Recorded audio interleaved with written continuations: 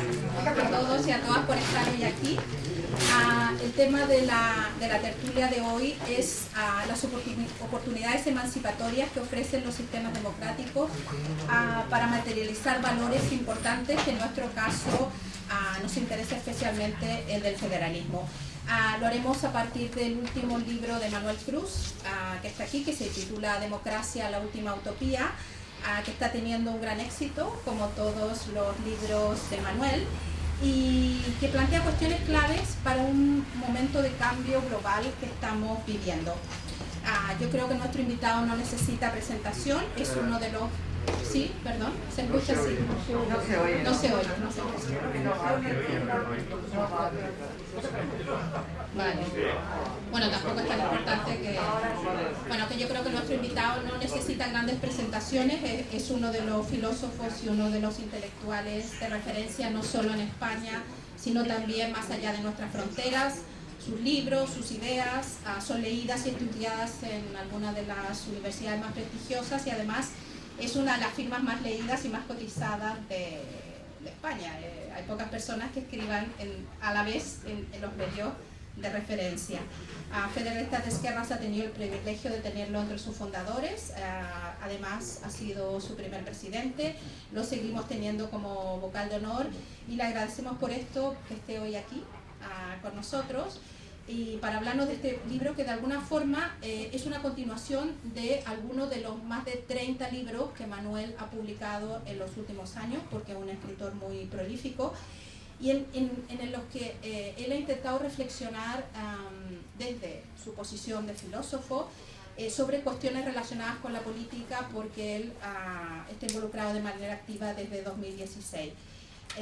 Hemos quedado de que él va a hacer una pequeña exposición inicial. Yo le voy a plantear dos o tres cuestiones importantes del libro y luego vosotros podréis hacer preguntas o consideraciones.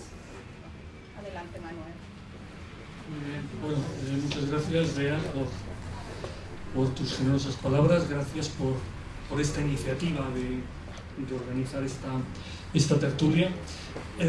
Sí, yo no tenía muy claro si quería hacer algún tipo de intervención previa, pero a lo mejor sí puede ser de utilidad para que se entienda un poco el contexto en el que nace este libro.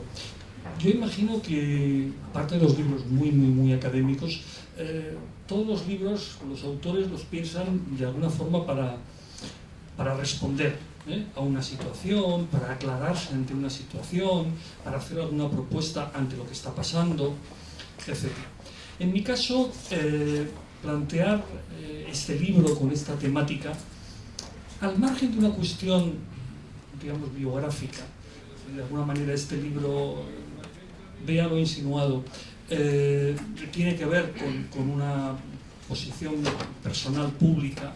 Yo creo que este libro tiene algo secretamente de libro de continuidad con un libro que publiqué antes titulado Transeúnte de la política, y nace un poco de estar metido, dicho de una forma muy modesta, en la cocina de la política.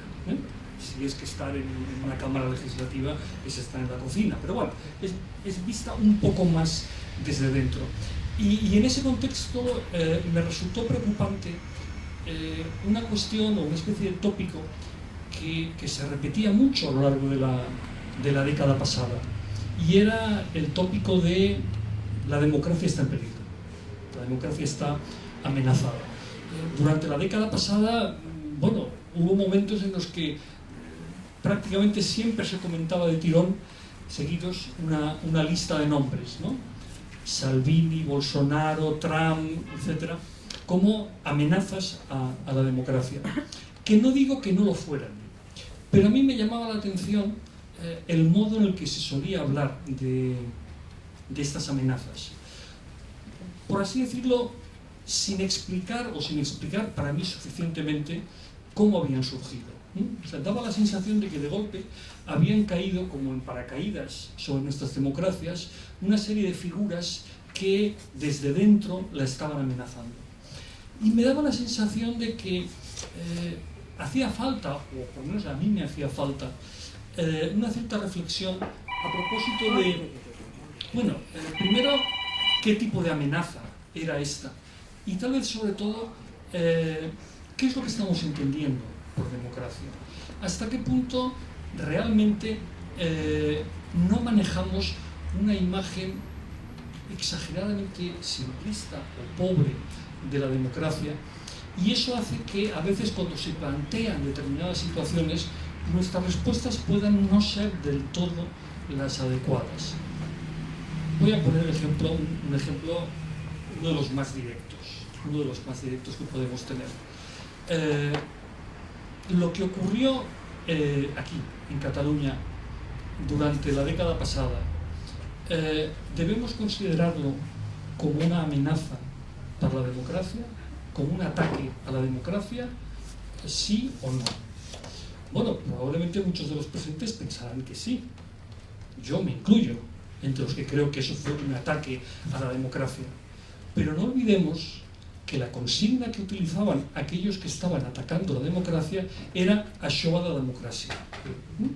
Lo cual significa que, bueno, conviene o convenía darle alguna vuelta a este asunto.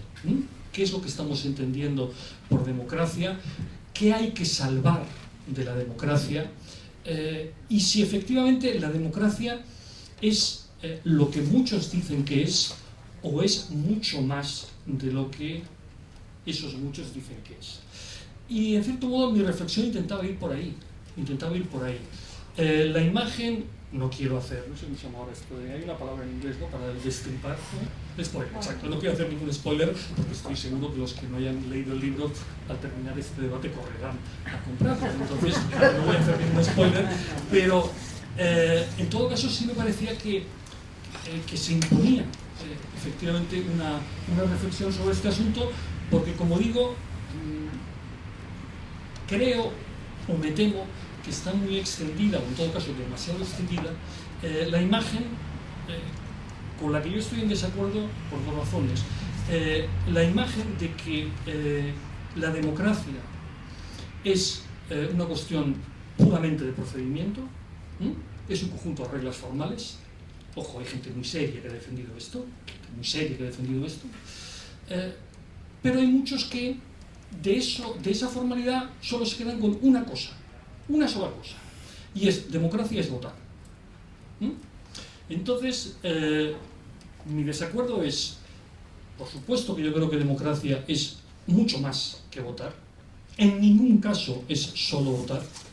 No hace falta que les diga a ustedes que si democracia fuera votar, Pinochet convocó algún referéndum, Franco convocó algún referéndum, en Uruguay en la dictadura militar se convocó algún referéndum.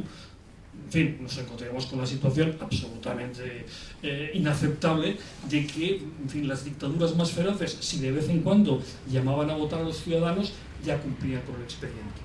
Obviamente esto es inaceptable. Pero es que además yo también tengo una seria reserva de fondo respecto a que la democracia sea solamente un conjunto de procedimientos formales. Por más que sea un conjunto complejo de procedimientos, creo que es más que eso. Y de alguna manera la reflexión de este libro tiene que ver con esto. Y yo no lo voy a ocultar.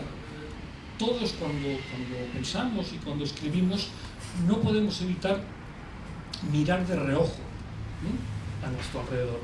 Y yo no voy a ocultar que el trasfondo, aquello que yo estaba mirando de reojo mientras escribía el libro, era lo que estaba ocurriendo, lo que ha ocurrido a lo largo de esta década. Dicho sea de paso, no lo que ha ocurrido solo en Cataluña, no lo que ha ocurrido solo en España, sino lo que está ocurriendo prácticamente en todas las sociedades democráticas. Esto es algo que me parece que conviene subrayarlo. Sobre todo porque hay muchos que tienen la sensación de que lo nuestro es muy característico, sea lo nuestro catalán, sea lo nuestro español. Y creo que deberíamos, dicho sea de paso, esto es una especie de pequeña morcilla que dicen los del teatro, creo que deberíamos ser más modestos y ser conscientes de que lo que nos pasa es bastante estructural y tiene mucho que ver con cómo están organizadas nuestras sociedades. En el planeta, también la nuestra, pero es más general. Bueno, esto es un poco, digamos, algo así como el marco general, algo así como la inspiración de la que nace este libro. Supongo que para entrar en detalles, entonces, quizá mejor que ya ceda la palabra a Bea y que sea ella la que, como dicen los taurinos, entre a matar. No. Bueno, a ver, quizás lo primero que deberíamos plantear es una cosa que tú dices en el libro, de que debemos entender la democracia como una especie de traje que se tiene que ajustar a un cuerpo que cambia constantemente. ¿Cuáles son los cambios que tendríamos que hacer ahora para que este traje se ajustara? ¿Es un traje demasiado rígido? ¿Ayudaría una reforma del sistema hacia un modelo realmente federal donde valores como la lealtad, el diálogo y el acuerdo prevalezcan? ¿El federalismo haría este traje más flexible? Bueno, a ver. Como has formulado varias preguntas, si ves que alguna no la contesto, por favor me lo recuerdas, ¿no? En el libro yo hago referencia a un informe de los años 60 de la trilateral. Algunos se acordará que hubo una época en la que se hablaba mucho de la trilateral, que era como una especie de gobierno del mundo en la sombra. Ahora ya nadie habla de la trilateral, no sé si porque no existe, porque hay otro gobierno en la sombra alternativo, pero se hablaba mucho. Bueno, en este informe de la trilateral, uno de los autores del informe era Huntington, el de la cosa de las civilizaciones, ¿no? Y el contexto era en los años 60, esto es importante. Y en ese informe lo que decían los autores era que era un poco cínico el informe, tenía un punto de cinismo, pero creo que es interesante señalarlo. Supongo que era un dossier que no estaba pensado para que circulara públicamente. Entonces decía, para que la democracia funcione bien, hace falta algo así como una cierta dosis de absentismo. ¿Sí? Absentismo en sentido amplio. O sea, que haya sectores importantes de la sociedad que se desentiendan de lo público. Porque si seguimos la línea que se empezaba a seguir en los años 60, a saber, que nuevos sectores emergentes, que podían ser pues, grupos étnicos, minorías raciales, feministas, etcétera, etcétera, se incorporen al espacio público y se incorporen con sus reivindicaciones, la gestión va a ser muy complicada. Va a ser muy complicada. Claro, era el contexto de los años 60. Bueno, he dicho esto, también habría que decir pacifistas, etcétera, etcétera. Y eso hace muy difícil la gestión de la democracia. Yo creo que, digamos, involuntariamente, estas personas están proporcionando una clave que habla de la democracia. Por eso yo utilizaba un vez esa imagen o esa metáfora que recordaba Bea, de que la democracia es como un traje que se tiene que adaptar a un cuerpo. Pero ese cuerpo, el cuerpo social, para entendernos, es un cuerpo que está en transformación, está en crecimiento y hay que ir adaptando ese traje a un cuerpo cambiante. Planteémoslo de esta manera. Hay una cosa que le gusta mucho repetir, y tiene razón, a Nicolás Sartorius cuando se hace referencia a la Constitución española. Él dice, oye, en la Constitución se dice, así, nada más empezar, que España es un Estado social y democrático de derecho. Es decir, no solo democrático, sino también social. Es decir, que determinadas dimensiones materiales tienen que incorporarse como contenido a la democracia. No solo procedimientos formales respecto a equilibrios de poderes, etcétera, etcétera, sino, por ejemplo, determinados derechos. Cuando nosotros decimos que, incluso ahora cuando se habla de la reforma de la Constitución, se dice no, y lo que hay que hacer es darle rango de derechos a determinadas reivindicaciones materiales. Y hay que, efectivamente, materializar el derecho a la salud, el derecho a la educación, el derecho a una vivienda digna, el derecho al trabajo. Es decir, la democracia está entrando, ha de entrar cada vez más en esa dimensión material. en los contenidos. Y los derechos tienen que hacer referencia a esto, no solo a las condiciones de posibilidad materiales para el debate público o para que las fuerzas políticas puedan concurrir, sino debe tener que ver con la vida de los ciudadanos. Claro, ¿eso qué significa? Significa, entre otras cosas, que van emergiendo nuevas reivindicaciones, igual que van emergiendo o van, digamos, pidiendo la voz, nuevos sectores y nuevas reivindicaciones. Cuando esas voces todavía no se habían dejado oír, cuando esos sectores todavía no habían tenido presencia pública, ¿no había democracia? Sí había democracia, claro que había democracia, pero es una democracia que desde el privilegio del presente podemos considerar que era insuficiente.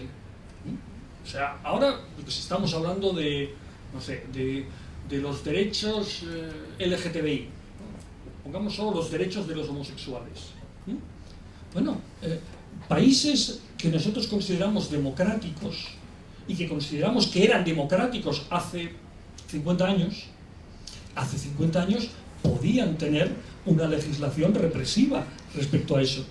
Cuando Foucault explica sus avatares y los problemas que tenía por su condición homosexual, los tenía en un país que hoy no diríamos que no era democrático.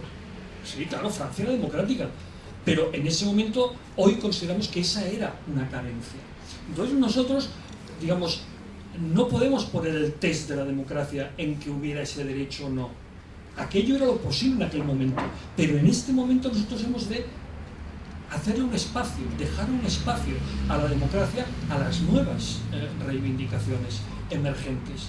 Porque la democracia ha de acoger también esas reivindicaciones, que es algo así como la nueva forma que va teniendo el cuerpo social. Y esas reivindicaciones no tienen un límite. En el sentido de que uno no puede anticipar, digamos, qué reivindicaciones irrumpirán dentro de unos años.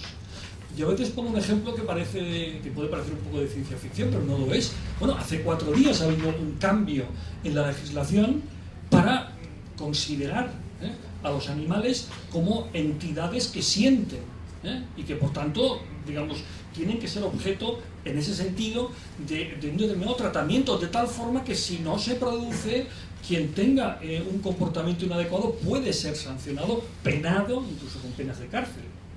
Eso hace no tanto tiempo me hubiera parecido una cosa de... Aquí me hubiese dicho, pero ¿hace falta eso para que haya democracia? Y hoy tenemos la sensación que una democracia que no incorporara eso sería una democracia deficiente.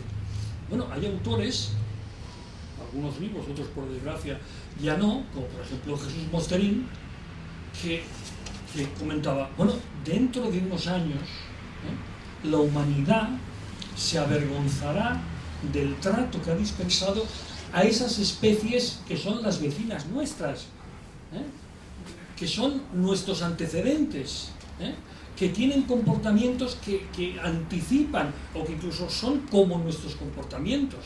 Y dirán, bueno, dentro de 50 años, 100 años, la humanidad, en fin, con perdón por la redundancia, porque lo diga yo, la humanidad se hará cruces de esto.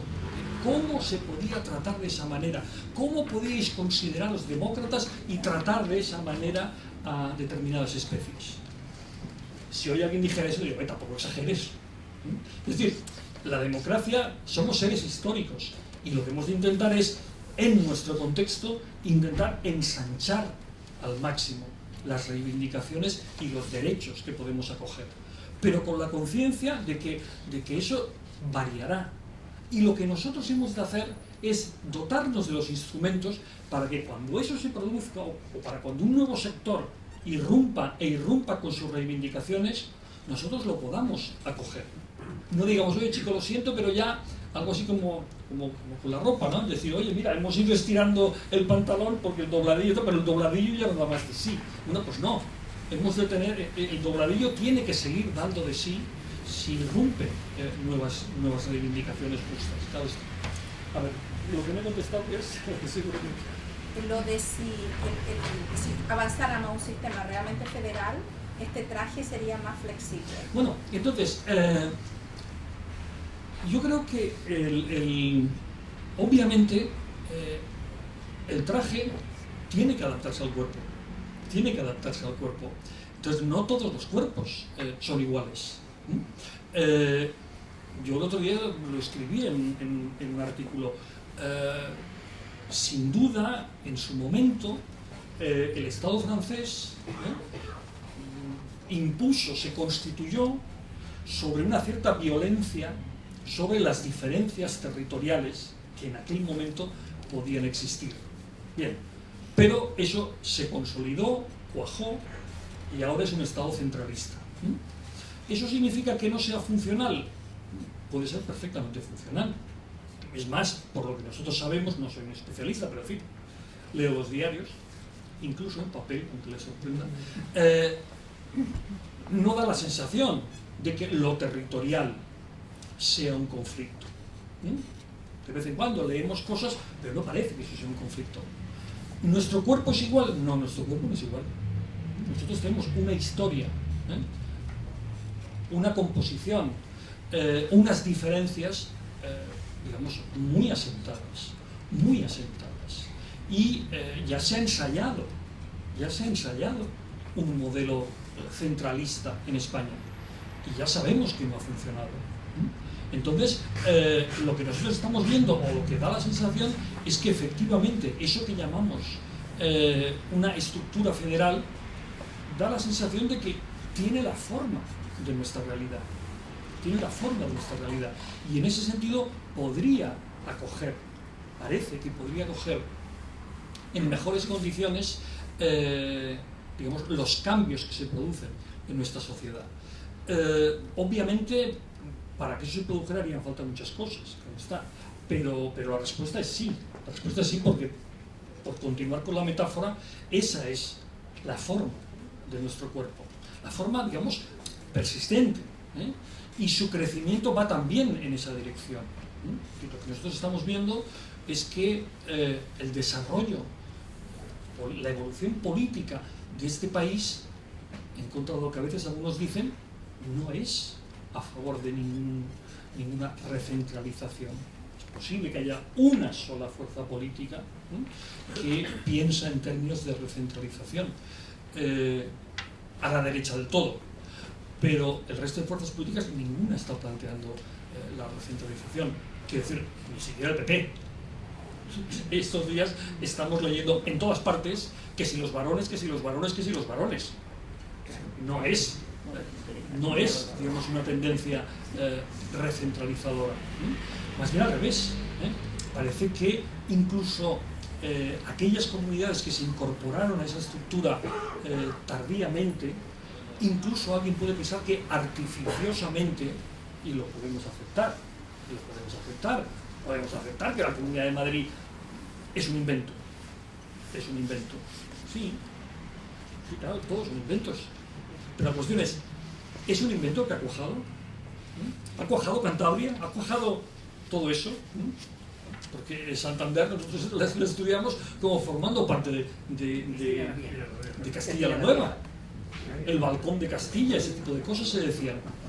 Y sin embargo, bueno, se constituye como comunidad autónoma y, digamos, parece incorporarse a esa dinámica autonomizadora y, por tanto, federal.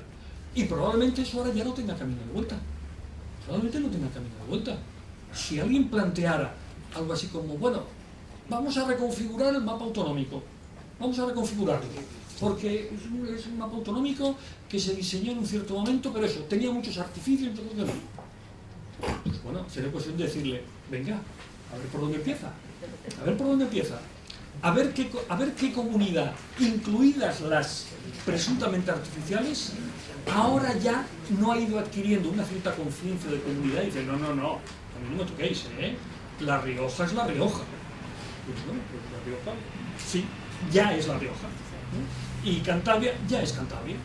Y ya no digo las históricas. Por tanto, yo creo que la respuesta efectivamente es que sí, porque, digamos, es la forma que mejor se adapta, pero incluso la forma que mejor se adapta a la manera en la que está creciendo este cuerpo. A ver, en la línea de, bueno, de esto mismo que estabas planteando, luego habrán preguntas. Es que decir que el cuerpo tiene un cáncer y el cáncer se puede extender con una metástasis. El cáncer empezó en Cataluña. Entonces, claro, son unas células cancerígenas malas que están atacando a las que hasta ahora han ido con un cierto consenso, con matices de diferencia, pero caminando suave. Y ese cáncer responde con otro bulto también patológicamente malo, que es en la extrema derecha. Entonces, tengo la sensación de que el problema es ese, ¿no? Que el cuerpo... Luego va a haber turno de intervenciones. En la línea de lo que planteabas, hay una cosa que tú planteas, que está en la línea de lo que acabas de decir, que el éxito de una democracia es que sea capaz de resolver las tensiones y crear un marco de convivencia en que todos los sectores tengan cabida. Tú comentabas recién esto de que cada vez que aparece un grupo nuevo que hace una reivindicación nueva, hay un sector que siente que sus intereses están siendo perjudicados, ¿no? Lo comentabas el sector LGTBI. ¿Cómo se aplica esto a la situación de Cataluña? ¿Por qué nuestro sistema no ha sido capaz de resolver con más éxito y con menos tensión el conflicto político catalán? Me gustan las preguntas fáciles. A ver,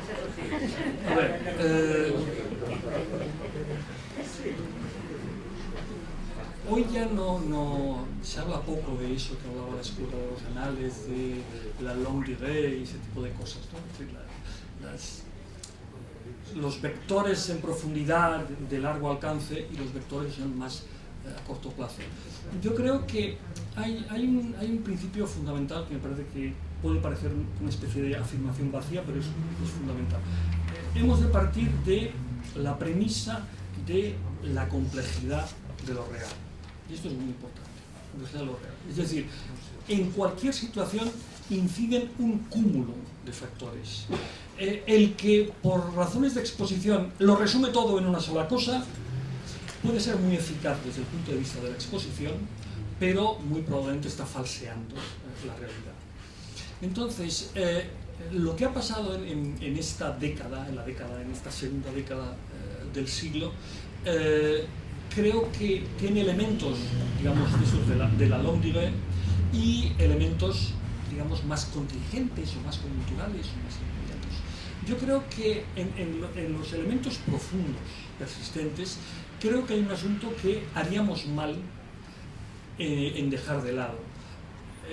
Creo que haríamos mal en comprarle, como se dice ahora, el marco a ciertos sectores independentistas que insisten mucho en la idea de que el nacionalismo es algo superado y que ahora no va de nacionalismo, que eso tiene que ver con las identidades, bla, bla, bla, sino que va de independentismo puro y duro, es decir, una reivindicación política, y ya está.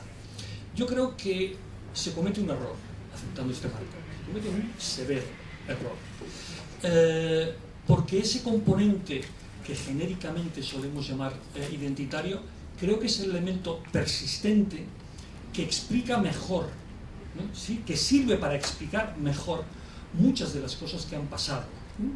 A lo largo de esta década. Y, por ejemplo, nos permite explicar no ya la persistencia, sino prácticamente la inmutabilidad del voto independentista.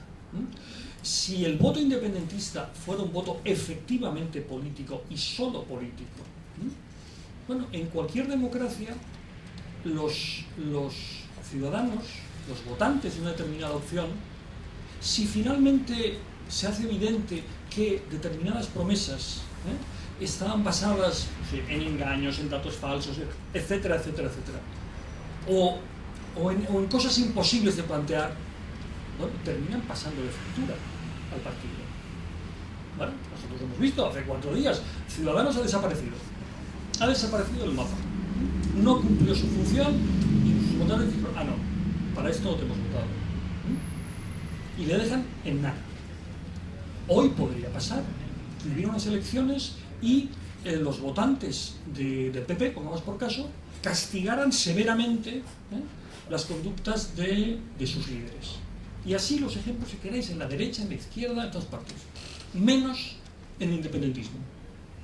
Ahí no. Ahí, como mucho, se pueden producir movimientos intrabloque. De Esquerra a Junts, de Junts a Esquerra, pero ese voto es un voto absolutamente blindado. Y se pueden repetir los comportamientos que, yo os decía hace un momento, en otros partidos les castigan. Pueden darse broncas internas en un partido, todo lo que queráis. Y sin embargo, no pasa nada. Eso tiene que ver con una determinada manera, con un determinado vínculo que se establece entre los votantes y esa propuesta, que no es una propuesta política. Bueno, obviamente es también una propuesta política, pero lo sustancial no es una propuesta política. Es una propuesta, es más, yo me atrevería a decir que uno de los rasgos, exagerando un poco, que uno de los rasgos característicos de esa propuesta es precisamente lo poco política que es. Y yo ponía el otro día el ejemplo, que a mí me parece un ejemplo que da que pensar. No es una anécdota, en mi juicio, banal, que fue aquella respuesta, para mí, esclarecedora de Rosell, que fue presidente del Barça, cuando le preguntaron por el asunto este del independentismo, y él dijo: si hubiera un referéndum por la independencia, yo votaría que sí. Y si ganara el sí, a continuación me iría.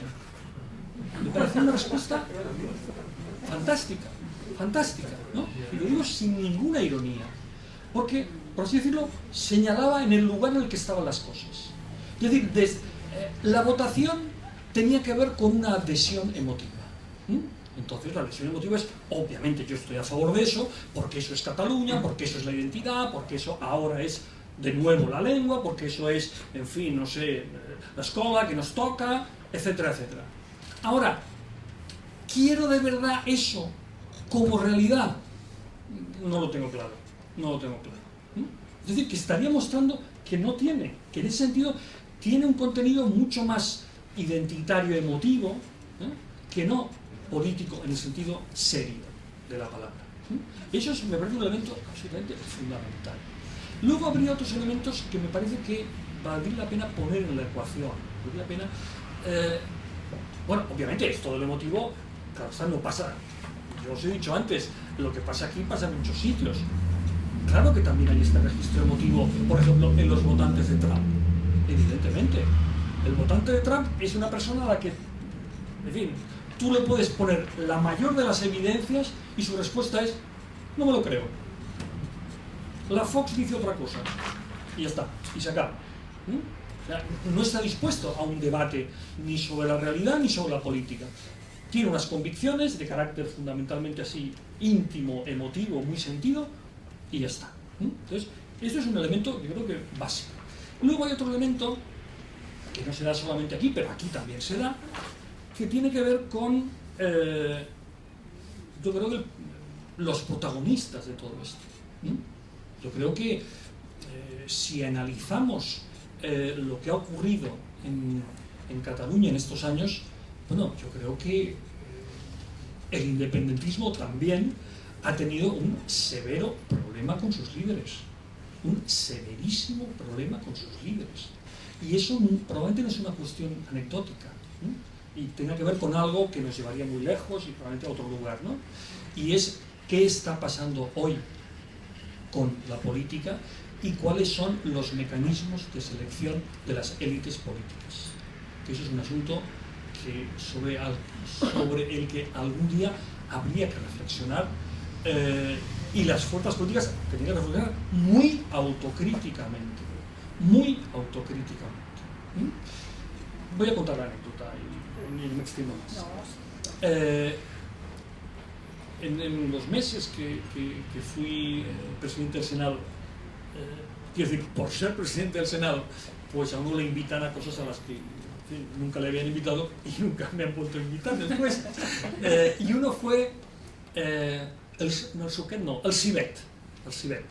Ustedes saben, existe el SUCET y el CIBET. Bueno, entonces, el CIBET, que es una cosa que organiza Luis Conde en la finca que tiene en Girona, pues, bueno, es como una especie de, pues, en fin, de boda napolitana a lo bestia, o sea, muchísima gente, unas mesas larguísimas de madera, sillas de tijera, tal, y venga, se les pone la cazuelita con el civet, y la cuestión es que se encuentre gente, digamos, de una cierta relevancia pública y puedan hablar.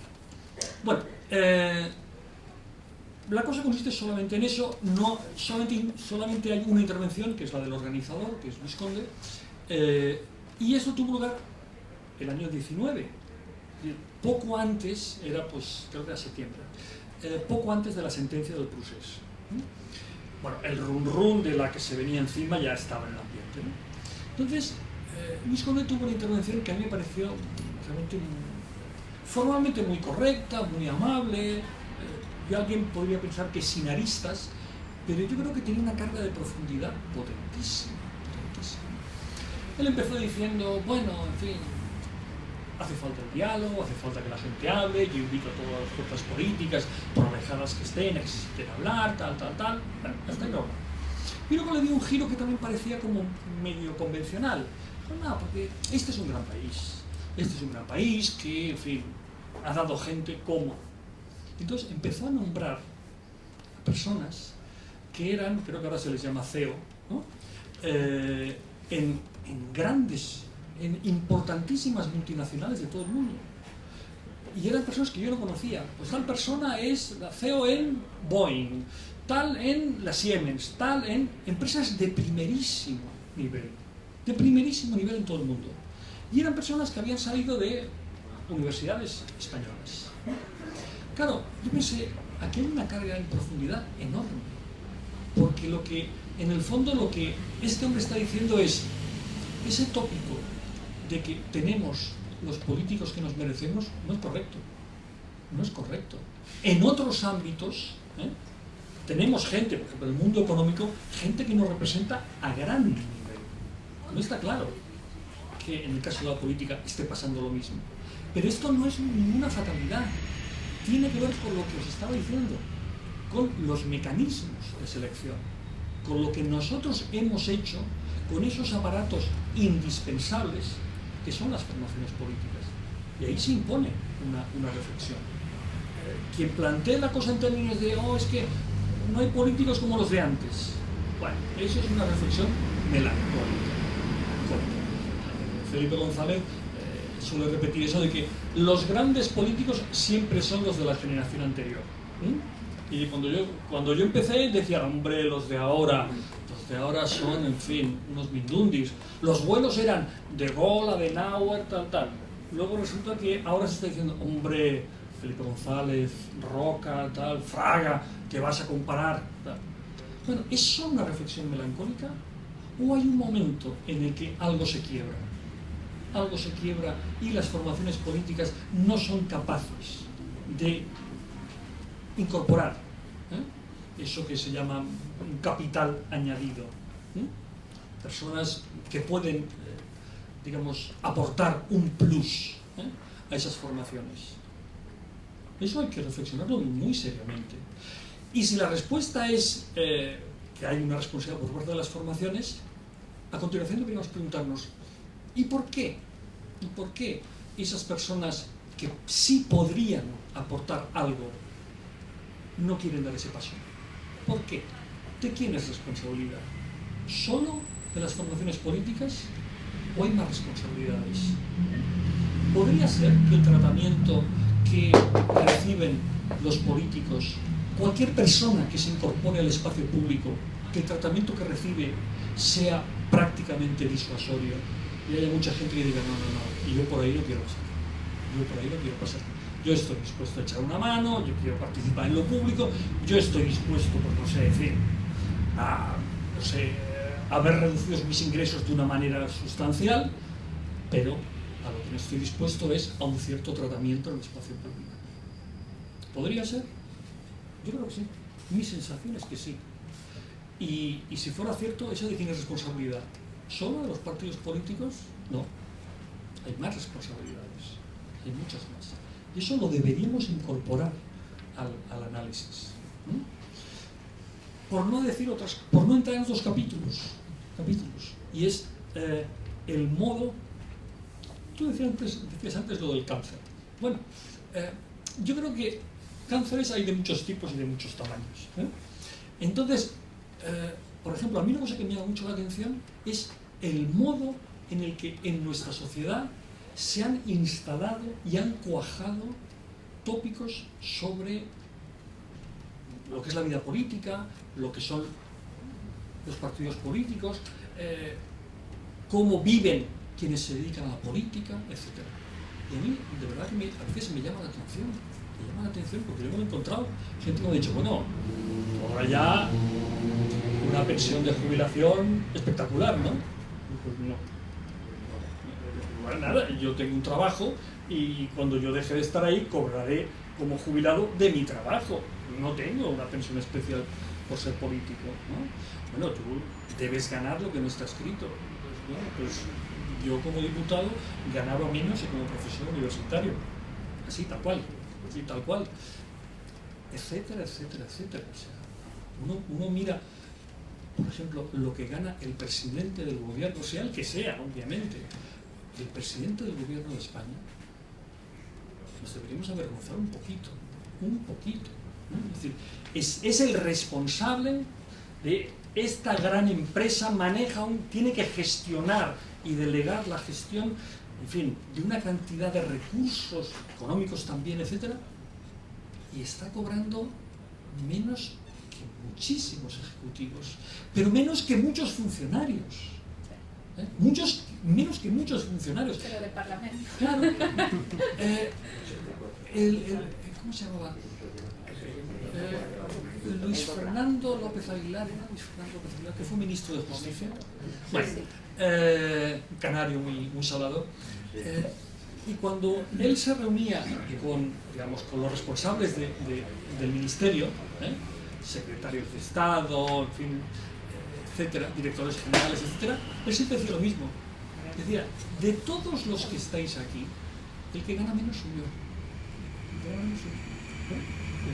Bueno, no pasa nada, a lo mejor digamos, ganan lo que se merecen, no lo sé, pero ese no es el cáncer. El cáncer es que se está dando por descontado que no ganan eso, sino que ganan una barbaridad. O que los diputados y senadores no hacen nada. Porque claro, de vez en cuando las cámaras pasan por delante del hemiciclo y no hay nadie. Ergo estarán todos en el bar. Hombre, ¿y cuándo cree usted que se reúnen con las comisiones, con las asociaciones, etcétera, etcétera, que van a verlos? ¿Cuándo cree que van? Si estuvieran todo el día sentados en el escaño, no podían recibir a nadie, no podrían ver a nadie, no podían reunirse para ninguna otra cosa. Y sin embargo esos tópicos funcionan con una alegría y con una desenvoltura enorme. Se hacen eco una y otra vez, ¿no? Podría decir más, ¿no? Y esta fue una de las cosas que más me chocó, ¿no? Cuando aterricé en el mundo de la representación, ¿no? Es decir, pongamos en el análisis, o pongamos en la cazuela del análisis más elementos. No pongamos solo un elemento y que sea el que más nos favorece. Porque una cosa que está pasando, o que ha terminado por cuajar, es que en el espacio público es que hemos terminado por convertir a los representantes públicos en el pim pam pum, en el perfecto chivo expiatorio de todos los males, el perfecto chivo expiatorio al que endosárselo todo. Y yo creo que hay que endosarles lo que se merezcan, pero no todo. Y sobre todo, creo que la gran trampa de la figura del chivo expiatorio es que sirve para liberar a todos los demás de cualquier responsabilidad. Ellos son los responsables de todo y nosotros somos los sufridos y pacientes ciudadanos que hemos de asistir a ese penoso espectáculo. No, eso no es así. El ejemplo un poco demagógico, ya lo anticipo, que yo he puesto algunas veces es, hombre, algo no funciona bien cuando, igual me lo habéis oído ya alguna vez, me disculpo, cuando ese ciudadano que está en la barra del bar, tomándose una caña, viendo en la televisión la noticia de que van a procesar a un concejal por algún delito de corrupción, etcétera, etcétera, empieza a decir, bueno, parece mentira, estos políticos, todos chupan del bote, bla, bla, bla, bla, bla, bla. Luego termina, nene, ¿qué se debe? Paga la caña y se va a la puerta del juzgado de la localidad a aplaudir al futbolista al que van a procesar por delito fiscal. Algo no funciona, algo no funciona, ¿eh? Algo no funciona en el modo en el que estamos planteando las cosas, ¿eh? Si usted efectivamente tanto le solivianta esta insolidaridad, hombre, por favor, no me vaya a aplaudir a su futbolista favorito, ¿eh?, que ha cometido el mismo delito por el que van a procesar al concejal. No. Es decir, creo que ha de haber algo así como una especie de refundación ideológica también en esta sociedad. Y creo que no podemos estar tan bien acomodados en este esquema, ¿no?, en el que, en el fondo maniqueo de quiénes son los buenos y quiénes son los malos. Creo que me he extendido demasiado en esta respuesta. Bueno, yo planteo una sola cosa más y pasamos al turno. No, ha estado muy interesante. Hay otra cosa que quizás va un poco en otra de las líneas del libro que tú planteas, que esto de que la democracia para muchos sectores se alimenta más de la tensión que del acuerdo, ¿no? Es algo propio de la política actual. Y que incluso hay sectores que consideran que con el acuerdo no hay nada que ganar, o que el hecho de que todos ganen, cuando realmente consiguen un consenso, no es positivo, porque siempre tiene que haber un derrotado en política. Esto conecta mucho con las cuestiones que plantea Norberto Bobbio y la propia Victoria Camp sobre la necesidad de que el diálogo sea realmente abierto, a que no intente imponerse al otro y que no intente derrotar al otro, o sea que no tienen que haber vencidos en la política. ¿Qué podemos hacer para que la política recupere este concepto del diálogo y el acuerdo que se ha perdido? ¿Qué perjuicios nos está provocando en esta nueva política líquida del siglo XXI que realmente tiene características muy distintas a las que tenía hace 20 años atrás? Bueno, veo que sigues en la línea de las preguntas fáciles. Vamos a ver, yo creo que esto tiene algo que ver con lo que estábamos comentando hace un momento a propósito del nacionalismo. Yo creo que un elemento muy importante de cómo funciona hoy el debate, con muchas comillas, en el espacio público, tiene que ver con que es un debate, digámoslo así, fuertemente emotivizado, en el que la dimensión, digamos, argumentativa no es ni mucho menos la más importante, ha dejado de ser la más importante. Y ha dejado de ser la más importante por bastantes razones, y alguna viene de atrás, ¿no? Es decir, por ejemplo, hoy ya hemos asumido como un dato ya irreversible el ocaso de las utopías. Ya nadie habla de las utopías, no porque se ha olvidado hablar de ellas, sino porque se da por descontado que son irrealizables, que los grandes proyectos de emancipación que atraviesan el siglo XX, pues esos fracasaron, ¿no? Y no solamente esto, que ya es mucho, que en cierto modo ha vaciado ideológicamente, ¿eh?, a muchas fuerzas políticas, especialmente en la izquierda. Luego está el hecho de que la idea misma de futuro es una idea que está en crisis. Quiero decir, la idea de futuro, ¿no? El futuro entendido como ese lugar imaginario en el que ubicábamos ilusiones, esperanzas y sueños, eso que nuestros mayores decían el día de mañana, esa idea ha desaparecido. Hay tiempo, no estoy diciendo que mañana vaya a haber el apocalipsis, pero no contamos con el futuro como el lugar de la materialización de nuestras ilusiones. No. Hablamos del futuro con toda normalidad en términos de incertidumbre. Vete a saber. Yo creo que la confluencia de esos dos factores ha hecho que el debate político se haya empobrecido extraordinariamente, casi hasta desaparecer y ser sustituido por un conflicto de emociones. en la que los diferentes actores representan una posición, pero casi de mínimos, ¿eh? La gente que se tiene por progresista hoy defiende, bueno, lo nuevo, y los reaccionarios defienden lo viejo. ¿Me puede usted especificar? Bueno, no mucho más puede especificar.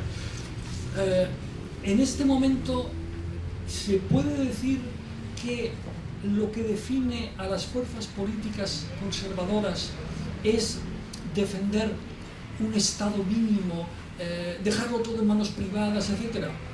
No, tampoco. Podemos decir que los sectores conservadores recortan, tal, pero no se puede decir que ahora una fuerza de derechas diga, oye, ¿sabes qué? La gente que se busque la vida, lo público ha de ser modelo, digamos, norteamericano, la administración de justicia y pocas cosas más. Y el resto, la sanidad, la educación, la universidad, que cada cual se lo pague.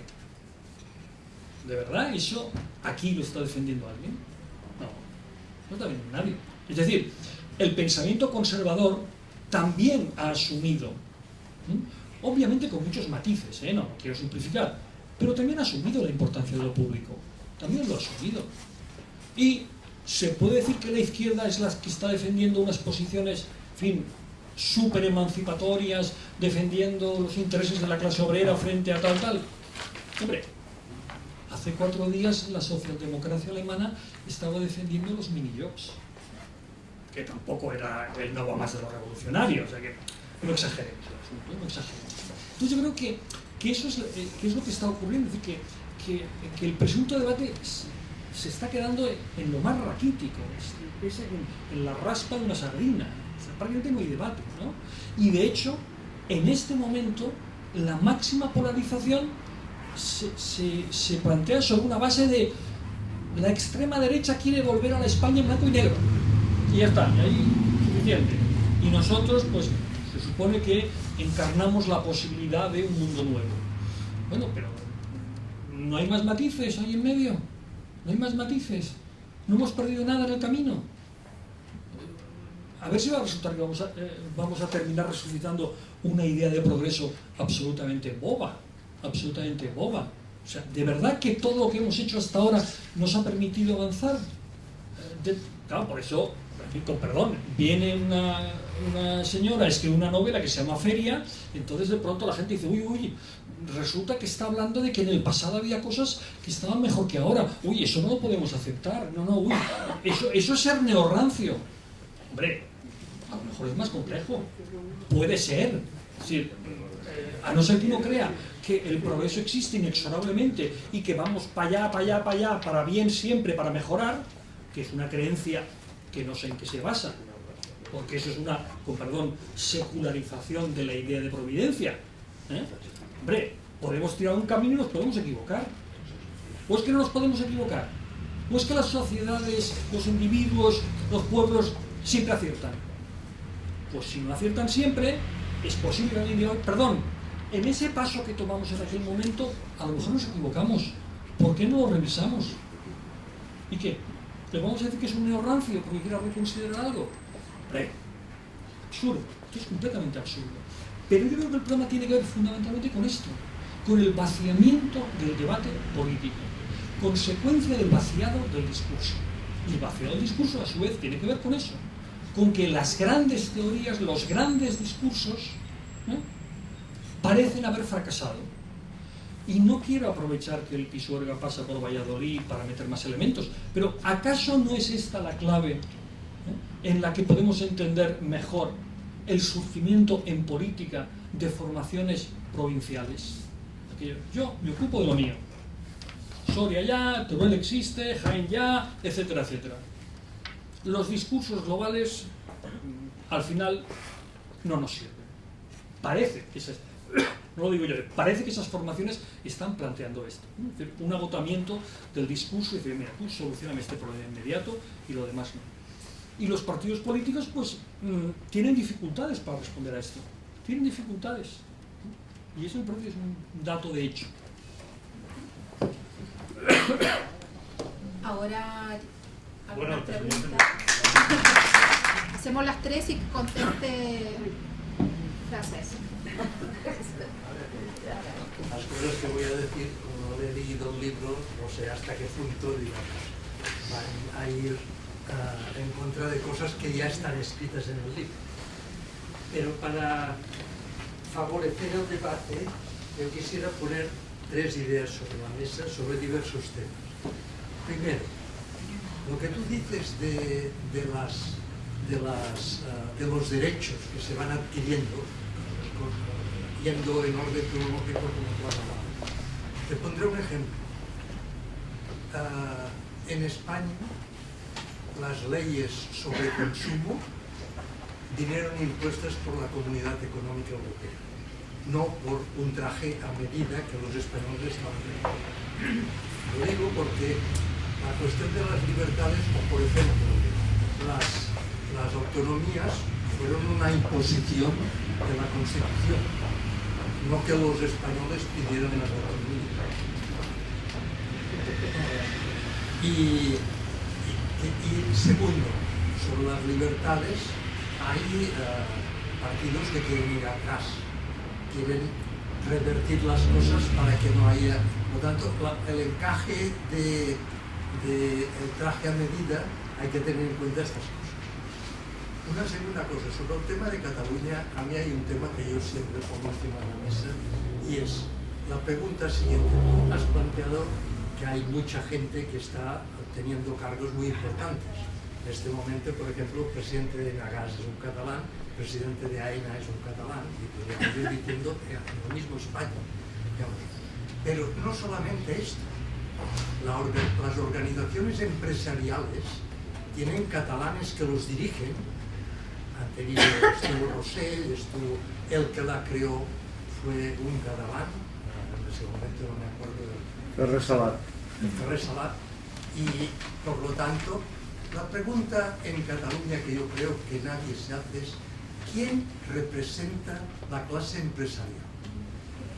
Yo estoy, digamos, leo el periódico y la semana pasada Junts y Esquerra hicieron reuniones con los empresarios hace 2 o 3 semanas para ponerse en contacto y saber qué hacían. Digamos, el independentismo y las empresas no están en lo mismo. Yo creo que esto ya tiene también, en mejor o menor medida, de la época del nacionalismo de Pujol, pero en esto sigue. Y la tercera anotación, para enriquecer el debate, es que tú dices, no miramos el futuro. Yo creo que en el momento actual, a mí alguien me puede decir cuál es el futuro dentro de 10 años. Yo creo que, así como había libros filosóficos, tú eres filósofo, sobre el mundo laboral en un momento determinado, Marx, Engels y muchos otros, ¿no? ¿Quién escribe ahora sobre cuál es el futuro de la sociedad? Para que la gente tenga un optimismo de decir, vamos, en este futuro queremos ser así. Pero es que ya no sabemos cuál es el futuro, digamos, yo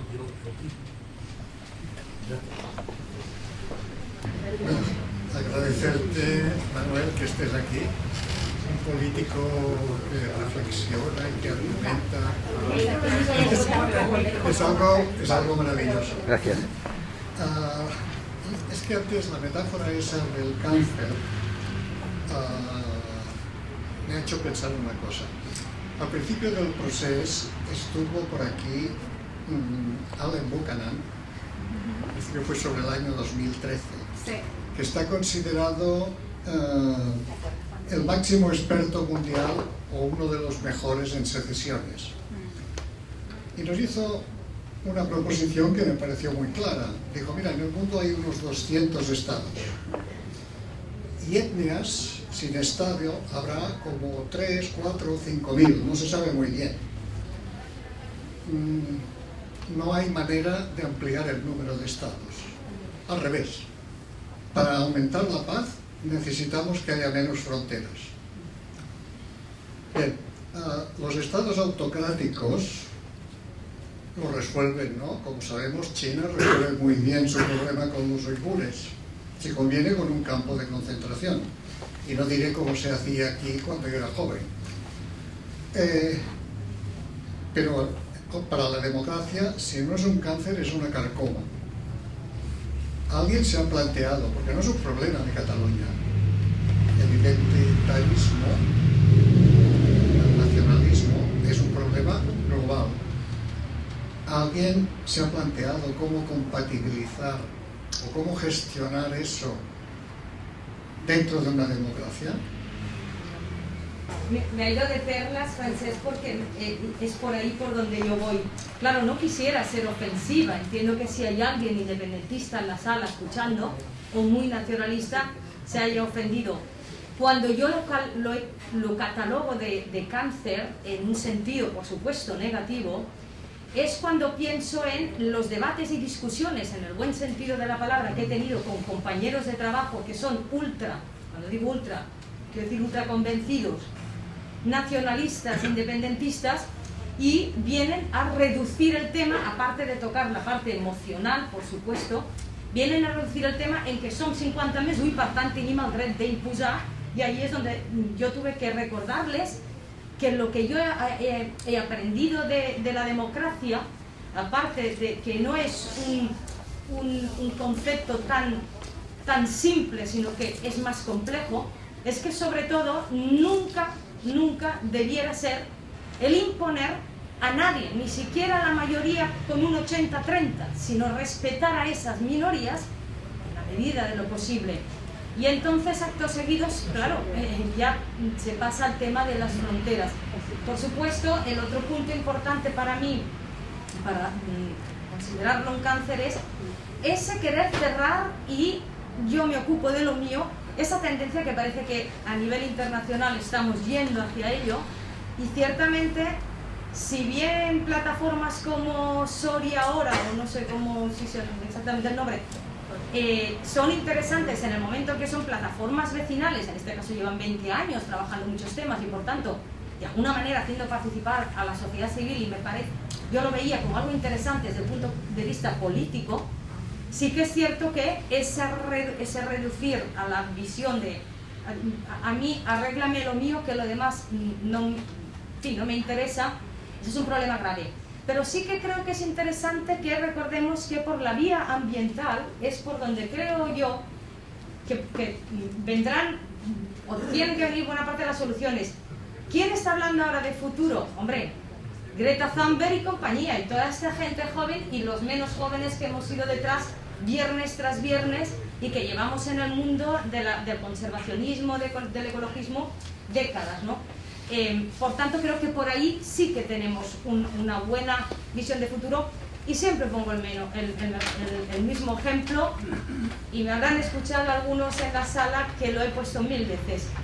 Yo vivo en la alta montaña de Lleida habitualmente, bueno, todo el año, todas unas semanas que estoy por aquí, y siempre digo, el oso pardo no tiene fronteras, no entiende de fronteras. Para gestionar y solucionar uno de los problemas, entre comillas, que tenemos ahí arriba, una especie y la convivencia con una especie como esta, hay que trabajar de forma federada con los territorios vecinos, más allá de cualquier frontera.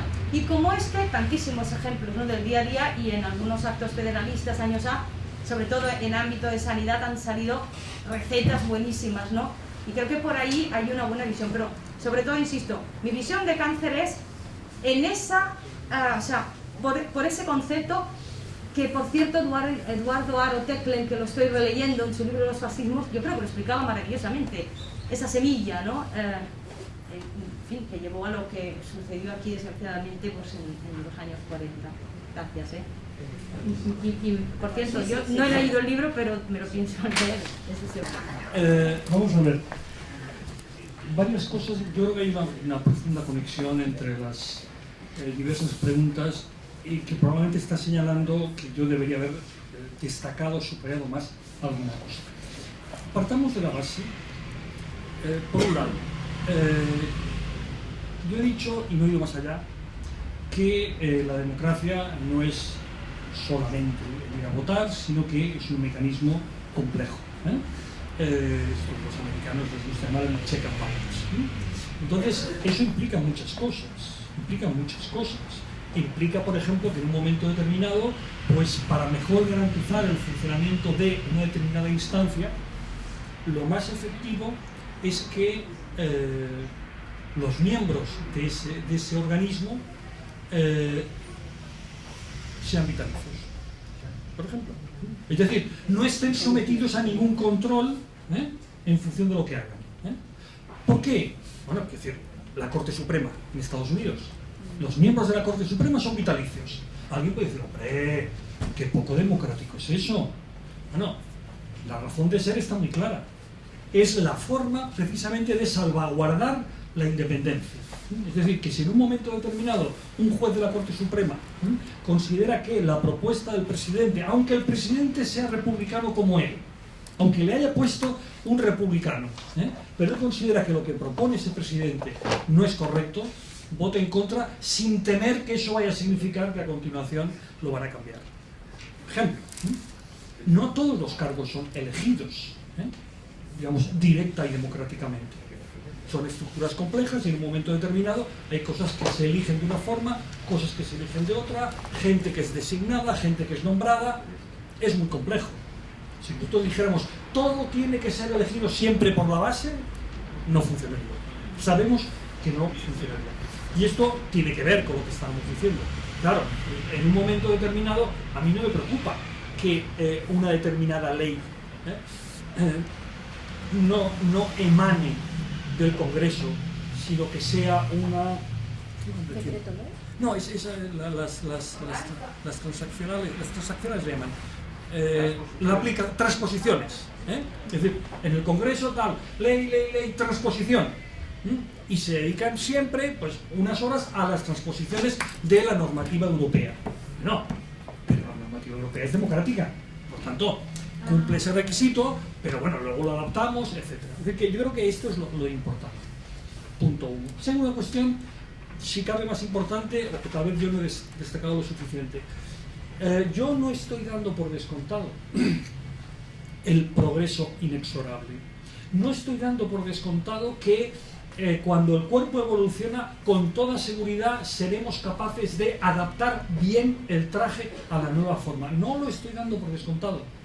Nos podemos equivocar. El sastre se puede equivocar. El sastre le puede hacer mal el traje en algún punto. Le puede tirar de la manga, eso puede ocurrir. Supongamos, en este momento hay un debate, como todo el mundo sabe, entre sectores feministas a propósito de la ley trans, lo queer, etcétera, etcétera. Hay un debate. Digo, entre sectores progresistas, ojo. Bueno, ¿estamos dando por descontado que lo que finalmente salga seguro que es lo bueno? Hombre, no, cabe la posibilidad de que no. Cabe la posibilidad de que nos equivoquemos.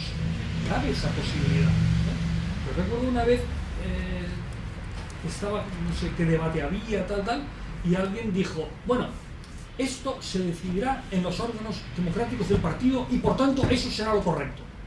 Hombre, no. O sea, eso será lo democráticamente aceptable. Pero puede ser que los órganos del partido, de cualquier partido, se equivoquen. Solo faltaría.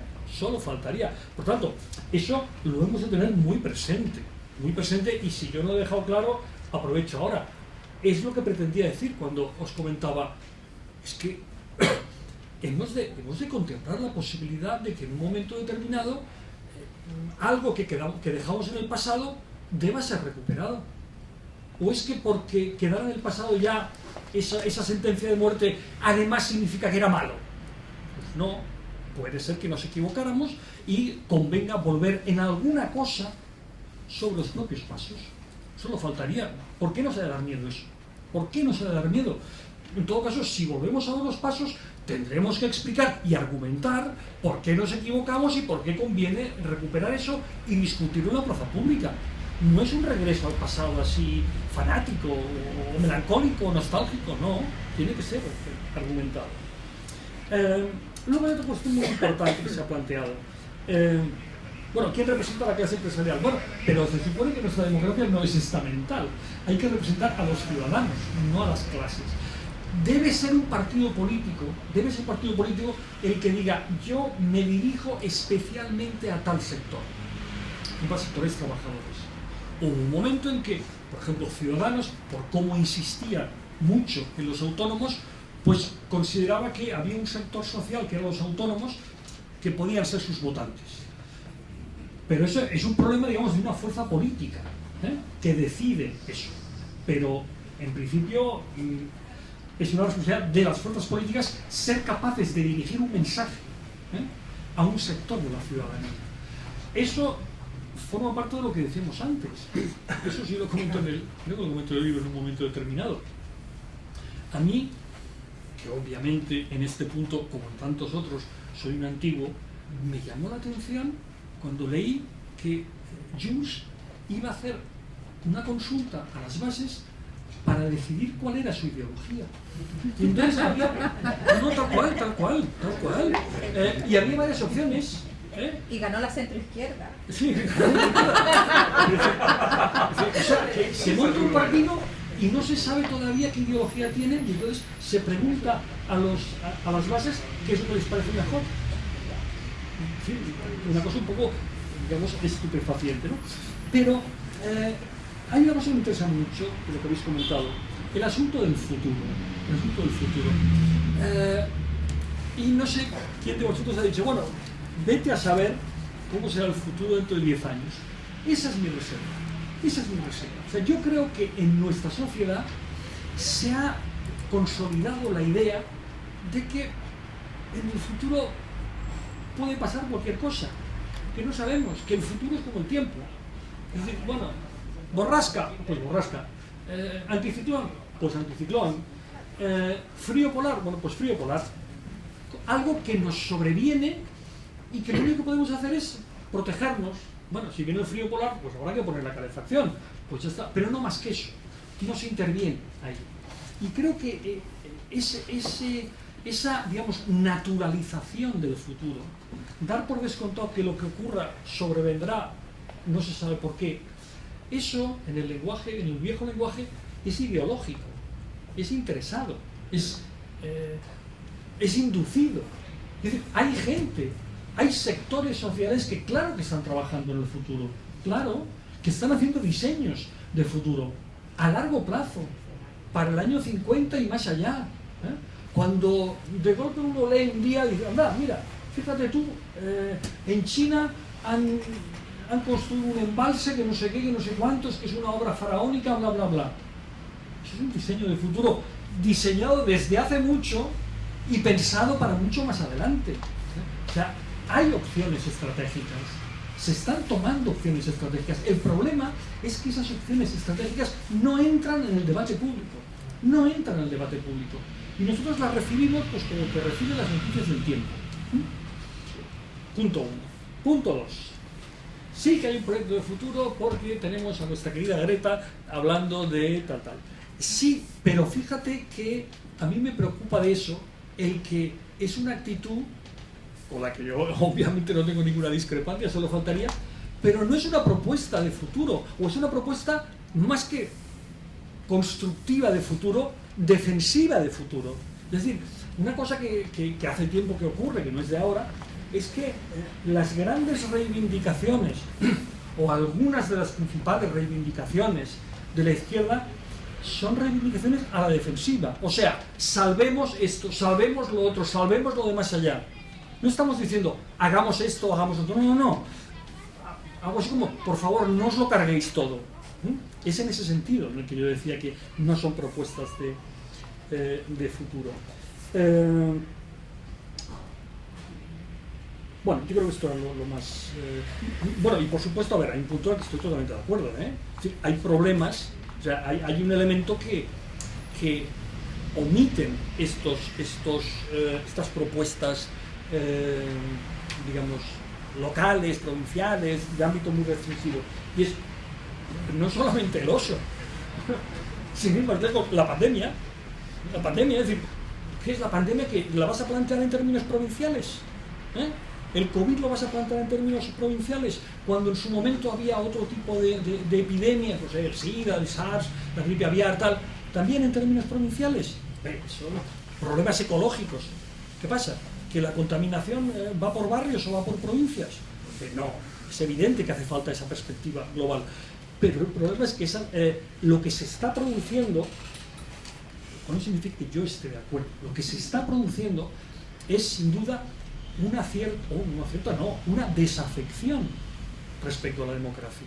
Y eso es un hecho. De la misma forma que Fukuyama en su momento citaba a otro autor, que yo no recuerdo ahora, un politólogo americano, que hombre, ha habido una época gloriosa de la democracia. Desde la caída del muro hasta el año 2000, el número de democracias ha aumentado espectacularmente en el mundo. Sí, de acuerdo. Pero desde ese momento hasta ahora, el prestigio de los regímenes autoritarios ha aumentado. Ha ido en aumento. Y eso es, desgraciadamente, un hecho que hay que tomar en consideración.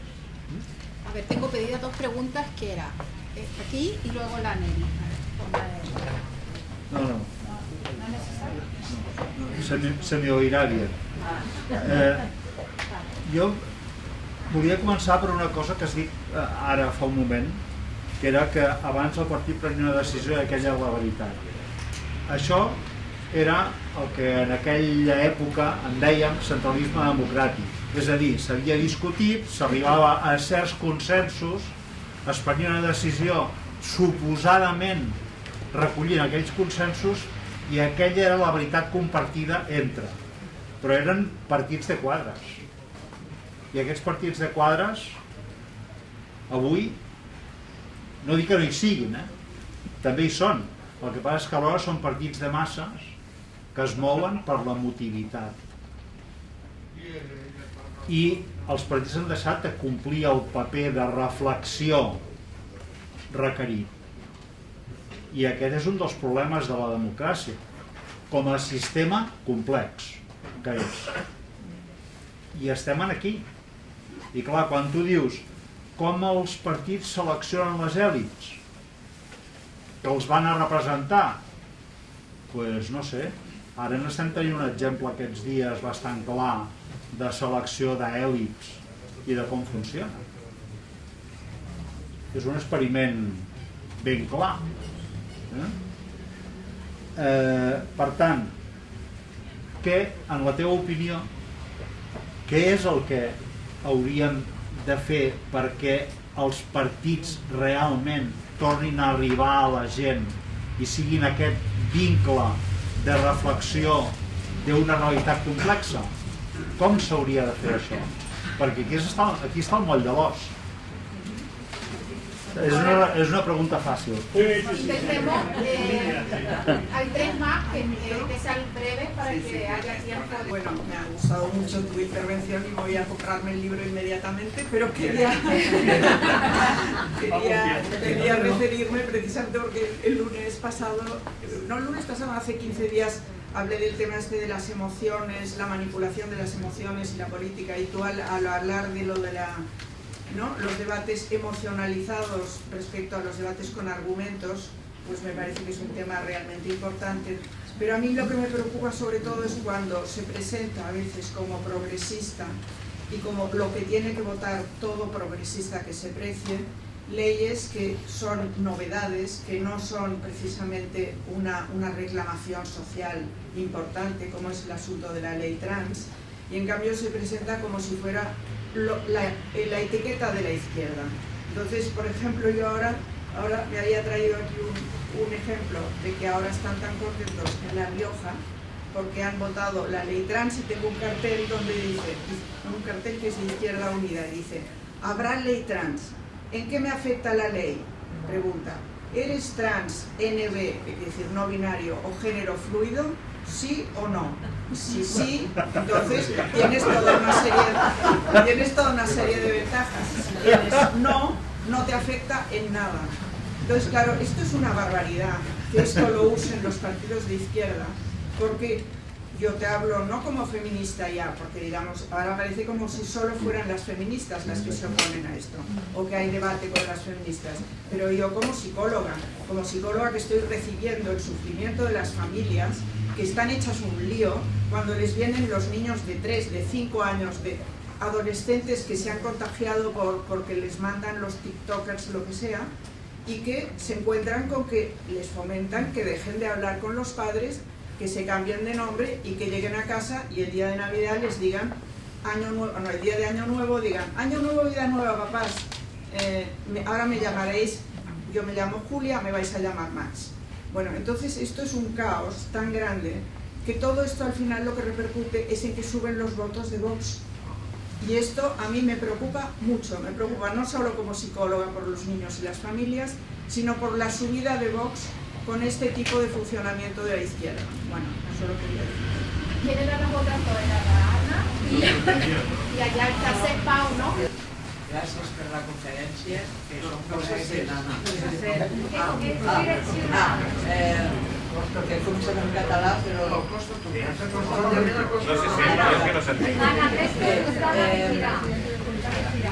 Sobretot, el que m'agrada molt l'últim que has dit, que la qüestió és molt fàcil criticar, és molt fàcil, però l'important és fer propostes. Això em sembla que moltes vegades, almenys des de l'esquerra, ens és més fàcil, i en el cas fa malament, però és molt més difícil fer propostes. Per tant, cara al futur, em sembla que és molt important pensar amb les propostes i amb la innovació i la creativitat. Això em sembla molt clar i que em sembla que tu has dit al final, diguem, no? Per altra part, jo diria que, jo què sé, que qualsevol tema, diguem, per exemple, algú ha parlat del consum, no? Bueno, no menjar carn, el decreixement. Bueno, el decreixement hi ha moltes persones, inclús al món occidental, que encara no han arribat al creixement. No menjar carn, és que hi ha molta gent que no ha pogut prendre mai un carn de bona qualitat. Llavors, jo crec que el primer discurs, la primera proposta, és que tothom tinguem accés a una mica de proteïna animal. I bueno, que alguns són vegetarians, d'acord, però si el de vegetarià o el del vegan, això vol dir equivocar-se de química i de pastilles, doncs és una altra cosa. Però la qüestió és el discurs que, diguem, primer fer la proposta i veure com innovar, per exemple, amb el consum. Em sembla que de l'esquerra de vegades tenim no sé, el discurs que primer fem la crítica i després no tenim una proposta concreta. Sobre la llei trans, com que ja ho ha dit la Neri, no dic res més, però jo estic totalment d'acord amb ella i bueno, sembla que alguns d'aquí sabeu la meva posició, que jo crec que això és una mena de negacionisme biològic que jo em sembla que no té cap sortida. Jo ho dic des del punt de vista, diguem, potser de la meva professió, però des del punt de vista psicòleg, que em sembla que és molt greu, ja ho ha explicat la Neri i no diré res més. Però això també és una qüestió que hi ha una reivindicació d'una sèrie de col·lectius, llavors, diguem, fem propostes creatives, fem propostes innovadores, però, diguem, tenint en compte determinat tipus de contextes on els fem. Francesc Pau. Gràcies. Sí, jo volia arrencar de la primera intervenció que has fet. Quan parlaves de l'estat democràtic, deies que, si ho he entès bé, que hi havia una sèrie de drets que no s'acabaven de consolidar, diríem, no? Per exemple, deies el dret a l'habitatge. Clar, el dret a l'habitatge avui en dia no és un dret, és una aspiració. I el tema és, hi ha molta gent que aspira a que es consolidi el dret a l'habitatge. Però clar, avui en dia, si algú no el treuen de casa perquè no paga el lloguer perquè no pot, no té dret a un habitatge. Li diran, vagi sota el pont, bueno, o l'Ajuntament li donarà un habitatge, etc.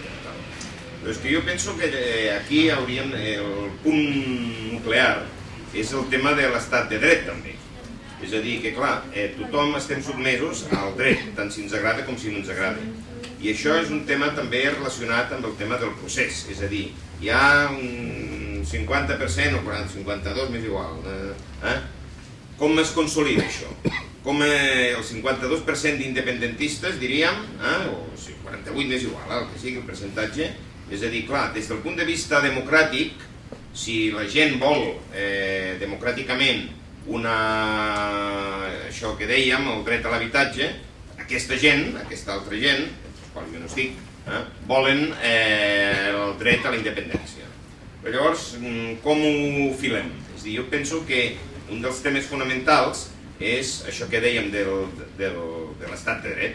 És a dir, vostè pot accedir a la independència si reforma la Constitució, si no sé què, si no sé quantos, etc. Però és una mica complexa. És a dir, que no només hi ha les aspiracions, sinó veure com es cristal·litzen. Però a més, i ara estic citant en vaig del Carall al Rosari, hi havia la Rosa Parks, que la llei, no sé quin tipus de llei, deia que no podia seure al davant de l'autobús, i ella va vulnerar la llei, diríem, i se'n va anar davant de l'autobús i va seure, el qual va provocar un Cristo, diríem.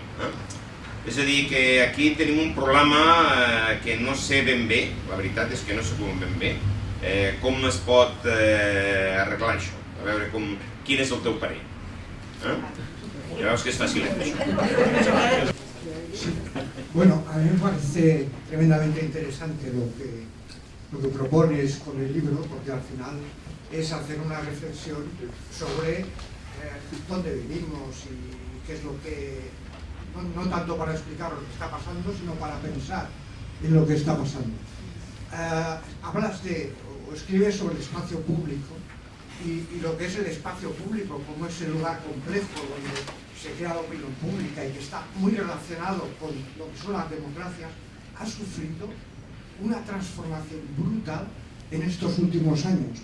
Es que a partir, y ha cambiado un poco también incluso la manera de crear el pensamiento, porque ahora la brevedad y la eficacia es superior como valor a la profundidad, que era donde se construía un poco el ideal democrático en el pasado.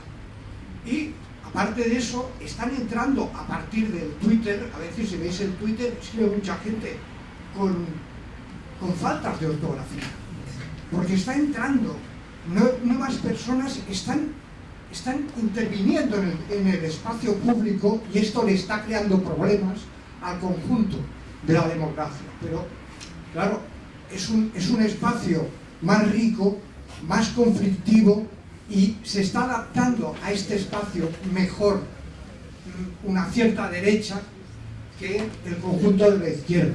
Porque la izquierda, entre otras cosas, ha perdido una cosa que es el optimismo histórico.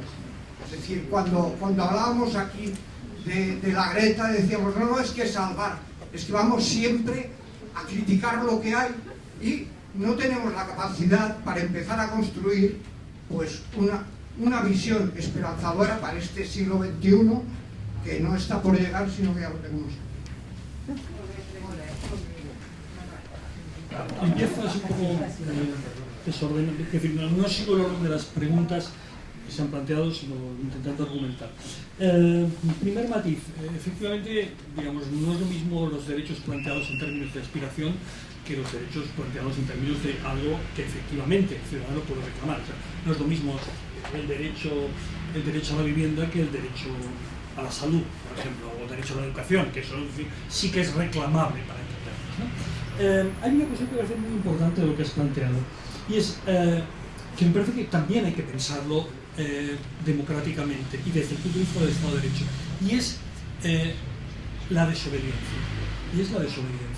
Hay un libro que a mí me gustó mucho, y de hecho escribí algo sobre ello, de un senador, Javier de Lucas, que, bueno, parece que sea una canción de Raymond, pero no es así. Se titula Decir no.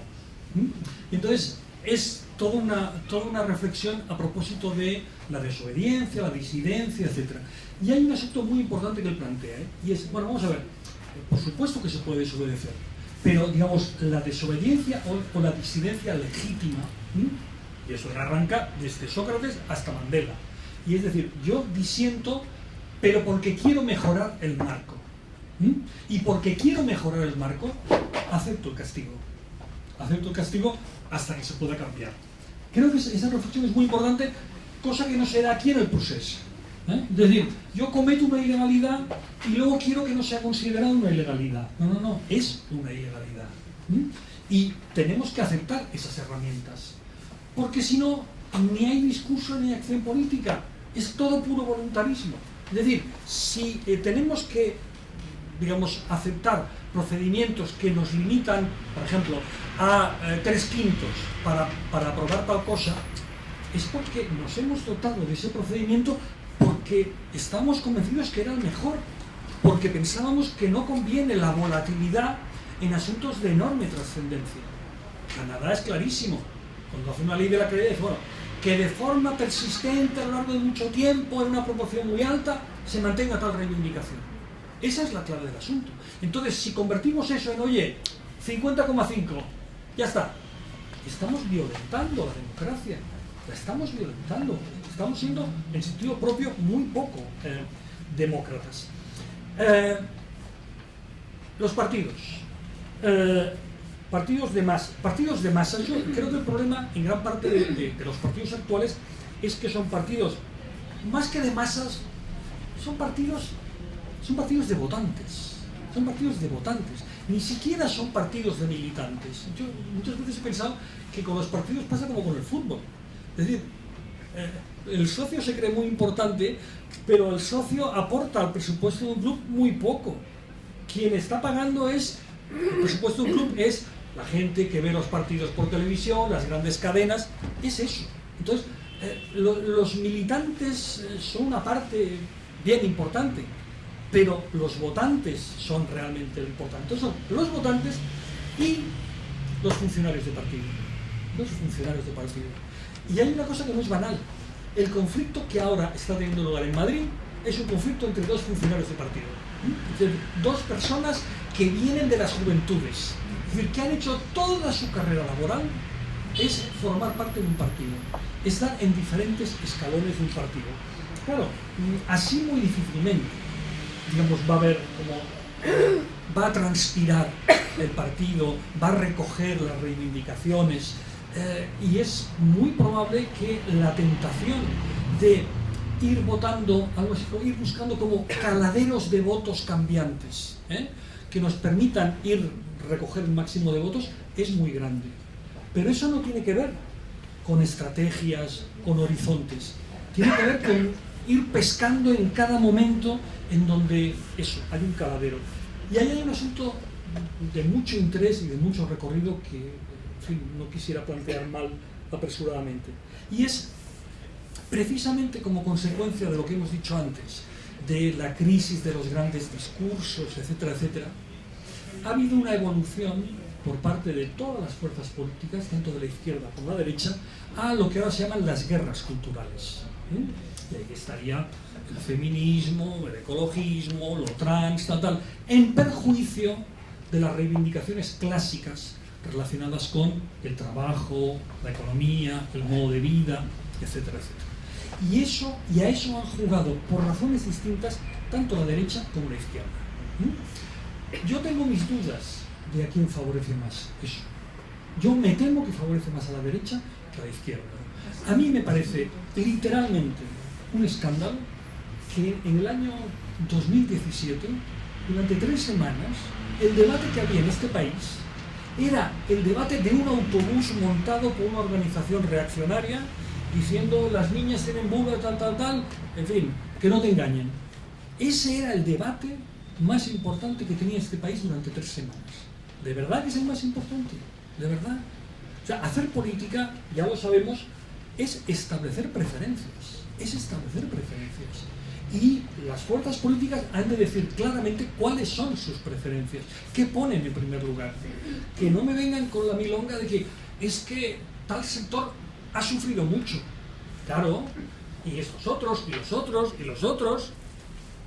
Y resulta que hemos de centrarnos en esos y solo en esos.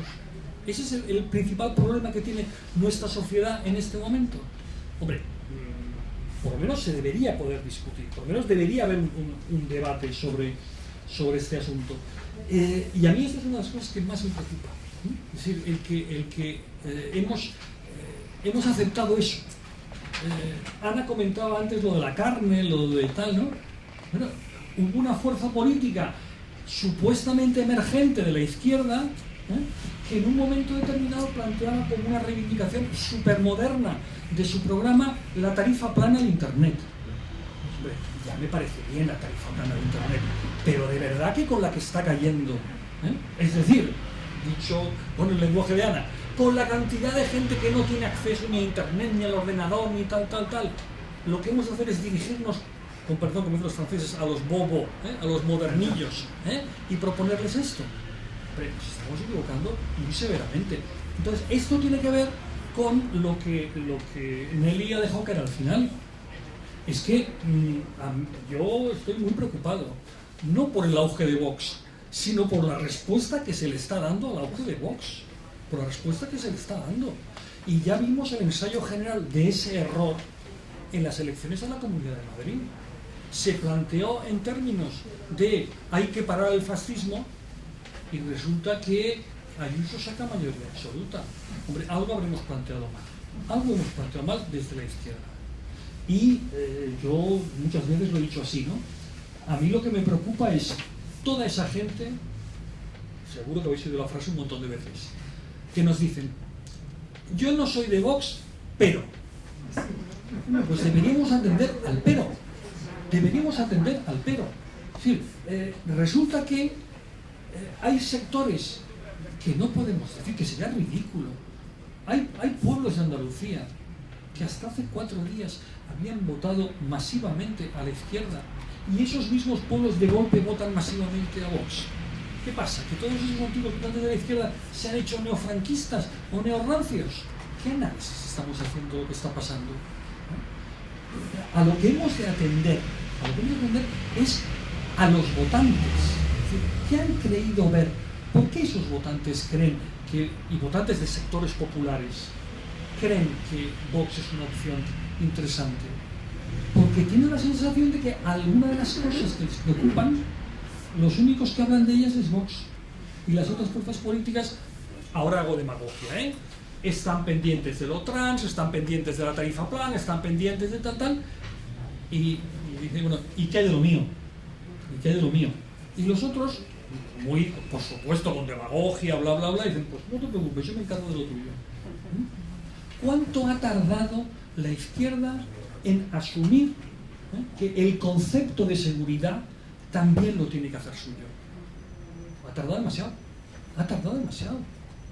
O sea, ¿cómo puede ser que haya tanta gente que tenga la sensación de que es que cosas que uno oye, ¿no? Oye, es que si me entran en mi casa, ¿qué hago? ¿No? Y resulta que a veces la respuesta de la izquierda es cosas como, hombre, hemos de dotar de más medios a los juzgados. Y esa no es la respuesta para alguien que tiene miedo a que entre en su casa. A lo mejor el miedo está injustificado, da igual, pero la izquierda tiene que hablar de eso. Igual que la izquierda tiene que hablar de la inseguridad. ¿Cómo no va a hablar de la inseguridad la izquierda? Y si me apuráis, no solo por una cuestión objetiva, sino por inteligencia. ¿Cómo le podéis regalar eso a la extrema derecha? ¿Cómo se lo podéis estar regalando con esa torpeza? Entonces yo creo que lo que hay que hacer es eso, lo que hay que hacer es entrar en esos debates. Por eso yo, digamos, una cosa es que haya cordones sanitarios en el sentido de no pactar, tal. Eso es una cosa. Otra cosa es decir, no, vamos a debatirlo. Y pongo un ejemplo que a mí me llamó la atención. Ya sé que va a sonar raro, pero bueno, a mí me pareció extremadamente hábil, por no decir inteligente, la forma en la que Ayuso, en un debate de los que se retransmitieron para toda España, en las elecciones autonómicas, contestó al representante de Vox. El representante de Vox iba con el eslogan ese de que en los MENA se está invirtiendo tal, mientras que, en fin, a tu abuela le están dando tal. ¿Y qué hizo Ayuso? Dijo, ya, este es un falso problema. ¿Sabe cuántos MENAs hay en Madrid? Tantos, de una cifra, eran poquísimos. ¿Qué hizo de esa manera? Pues, digamos, no enajenarse el voto inmigrante, que en Madrid es muy importante. Vox sí que se enajena el voto inmigrante, pero el PP no. En concreto, Ayuso consiguió que el voto inmigrante latinoamericano, que en Madrid es importantísimo, también le fuera ella. A base de entrar en el debate y neutralizar. Y sin embargo, en vez de hacer eso, la izquierda que decía, eso es el fascismo. Claro, digamos, todos esos votantes pensaban, oye, de lo que a mí me preocupa, esta gente no habla. le llama fascismo y no entra en el problema. Entonces yo creo que ahí la izquierda tiene que entrar en el debate, porque lo puede desactivar y parece que crea que no tiene medios para desactivarlo. Se los tiene todos, y los tiene todos, ¿no? Si entran los argumentos, tiene todas las de ganar. No sé si me he dejado alguna... ¿no? Bueno, muchísimas gracias a todos, sobre todo a Manuel. No,